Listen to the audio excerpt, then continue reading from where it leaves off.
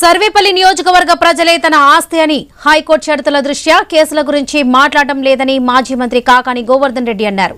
కేసులు, జైలు తమను ఆపలేవని, టీడీపీ నేతలు చేసే దోపిడీ మీద భవిష్యత్తులో విచారణ ఉంటుందని తెలిపారు.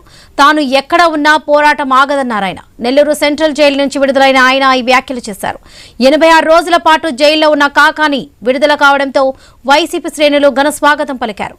కాకానిపై 8 కేసులుండగా అన్నిటిలోనూ బెయిల్ రావడంతో ఆయన జైలు నుంచి విడుదలయ్యారు.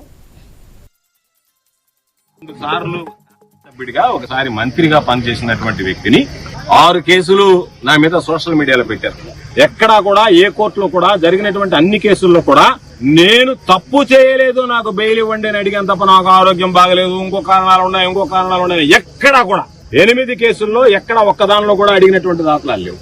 ఈ జైళ్లు, ఈ కేసులు, ఈ అరెస్టులు ఇవేవి కూడా మా లక్ష్య సాధనలో మేము అనుకున్నటువంటి దారిలో వెళ్లేటువంటి దాంట్లో ఎక్కడా మాకు అడ్డంకులు కావు. తాత్కాలికంగా ఈ రోజు ఒక 86 రోజులు జైల్లో ఉన్నామంటే ఈ ప్రభుత్వం అనుసరిస్తున్నటువంటి ప్రజా వ్యతిరేక విధానాలు, చంద్రబాబు నాయుడు చేస్తున్నటువంటి కుట్రలు, వీటి మీద ప్రజల్లోకి తీసుకువెళ్లడానికి, కాబట్టి వీటన్నిటి మీద కూడా భవిష్యత్తులో విచారణ జరుగుతుంది.